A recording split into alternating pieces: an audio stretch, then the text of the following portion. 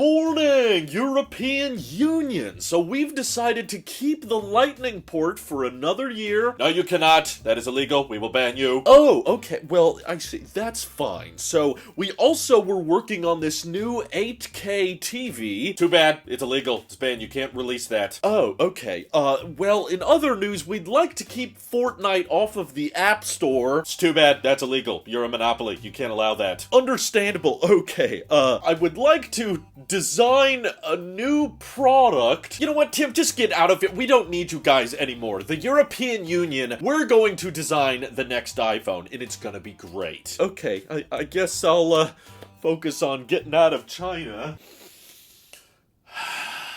I hate freedom.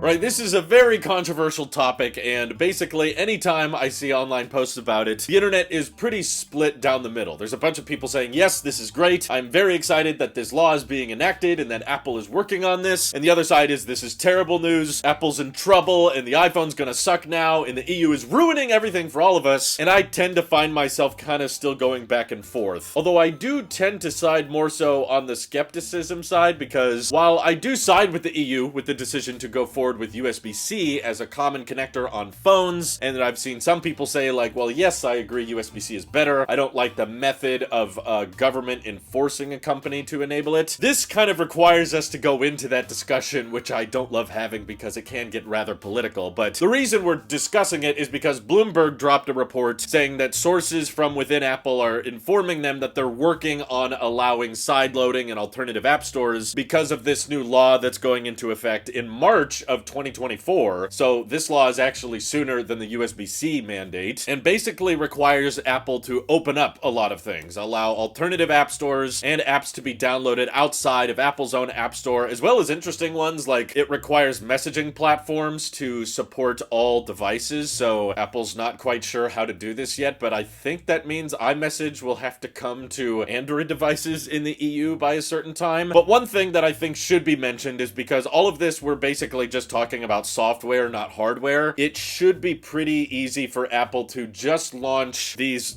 gates in the walled garden in the European Union. They don't necessarily have to roll out all of these features to the US or in other markets. While there is legislation being pushed about that in other countries, the EU is the only one that officially has this law in place. So it's very possible that they could open it up and enable it over there, but not here, because it's, for the most part, just like a flip of a switch for Apple to do. It wouldn't be that complicated. But why are so many Apple sheep out there against it? Well, I think it ultimately comes down to a lot of people just believing that the iOS App Store being the only way to access apps on your iPhone is an overall good thing. Like, people for the most part may agree with the rigorous testing and analyzing of apps that are submitted on the iOS App Store to prevent malware and scams, and they like things being integrated in first party and everything through Apple. But the people that are for this law and are happy about it are just like, hey, I'm not saying you gotta do anything any differently. If you don't want to sideload or use third-party app stores, just don't use them. But I would like to use them. I would like to sideload some apps, and I would like to access some more functionality, so just let me do that if I so choose to. Give me the control that I'm looking for, Apple. And I don't think that viewpoint is harmful at all. If you just want a backdoor option to access something, for the most part, I don't see an issue with that, but I am afraid of the precedent and the way Apple implements it, which is why, in my opinion, it's too early to tell if this is really going to be a big issue. Because on one hand, I see the viewpoint that Apple could make it pretty difficult to sideload or allow third-party app stores, right? They could bake it into settings, they could make you have to click a bunch of disclaimers, and it's something that,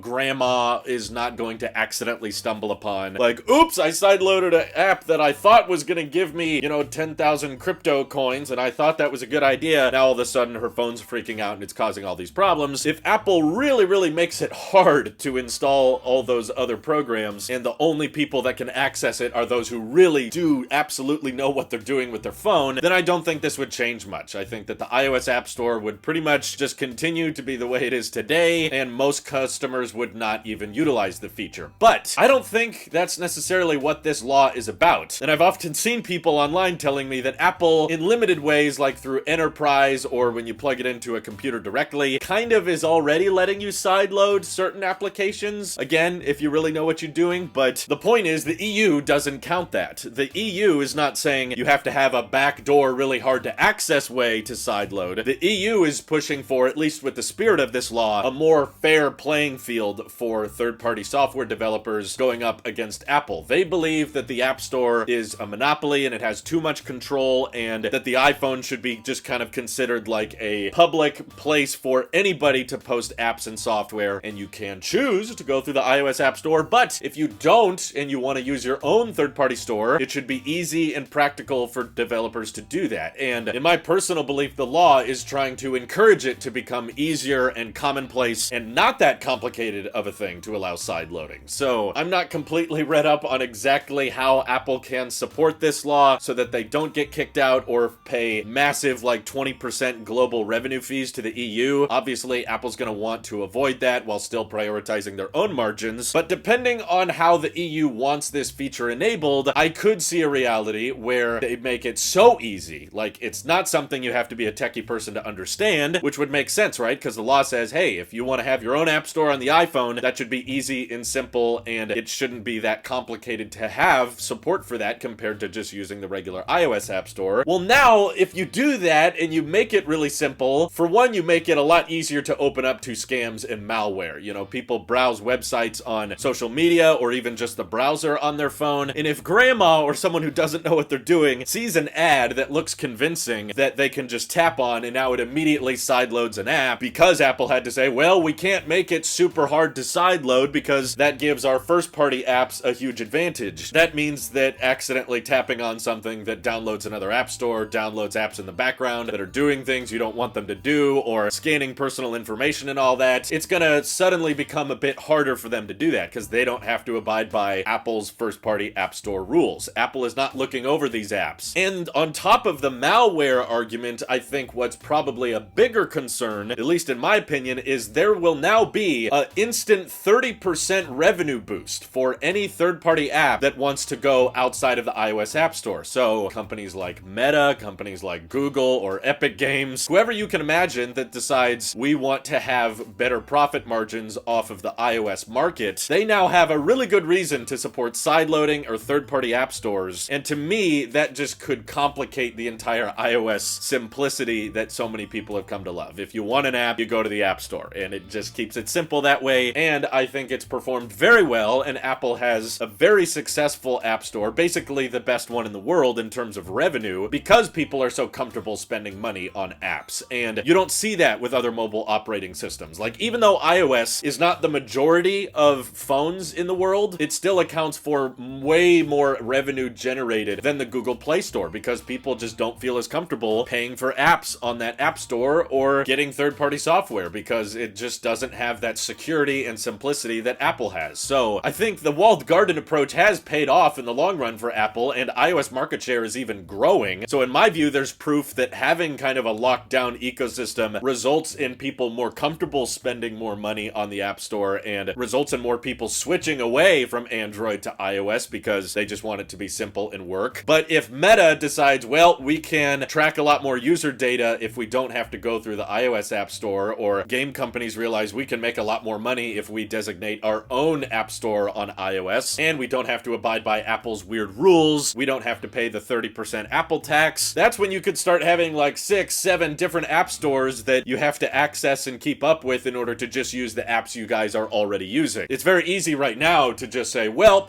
if they allow sideloading, I'm just not going to sideload any app. But there could be apps you're using right now, whether it be your Snapchats, your Instagrams, or your favorite games that are currently only through the App Store, but once this law changes, maybe they get pulled off the App Store and the developer starts telling you, well, if you want to access the better version, or if you want future updates, or they could reward you with in-game currency and say, hey, if you sideload our app, we'll give you some advantages in the game. That's where I could see it going horribly wrong. And again, we don't really know how simple or how hard Apple is going to make it. Knowing how much Apple probably doesn't want you to sideload or use alternative app stores, it makes sense that they would make it difficult, in which case I don't think this is a big problem, because then only the nerdy techie people that understand it are gonna do it, and if it becomes so complicated and there's so many steps to sideloading, then yeah, Meta's not gonna pull their apps off the iOS App Store. Game companies are gonna realize that they're gonna miss out on so much revenue by not having their game on the iOS App Store, so they wouldn't pull their games, in which case, basically, if you're not interested in sideloading, nothing changes. But we're not passing this law because the EU wants, like, a backdoor way for nerdy people to allow sideloading. They want it to be a fair, level playing field for all companies, especially if it's Apple's competition. They don't think Apple Music should have all of these unfair advantages against Spotify, and you should be able to sign up for premium through the app, and Apple shouldn't get a cut of that revenue. Again, my thought process on it is, if it's made very, very easy and incredibly intuitive, where basically you just tap on a link on a website and boom, you can download an app outside of the App Store, download a third-party store, then I think this could change a lot for all of us. But if they make it kind of complicated and kind of awkward and pretty hard to implement, I don't think it's that big a deal. But obviously, we can't predict the future. We don't know exactly how hard or easy Apple's gonna make it, but that's why we're talking about it. The good news is Apple has baked in a lot of privacy features to iOS by default, so even if you are sideloading, like through Control Center, the iPhone should be able to tell you what apps are tracking your location or using your microphone or using the camera. If the app is doing something it's not supposed to, just default iOS should be able to catch these types of things. But again, if the third-party app or the scam app finds a vulnerability or a workaround through iOS, then Apple's not really going to be able to catch it because they're not going to be reviewing these apps anymore. So, does this change your viewpoint on Apple, and does this make you even more angry at the EU? All that stuff, let me know your thoughts down in the comments below. And thank you to everyone on Tailosive Tech Pro supporting directly. Seriously, helps us out a ton, as does just watching these videos. And thanks again. This is your Alp Sheep here. I'll see you all in the next one.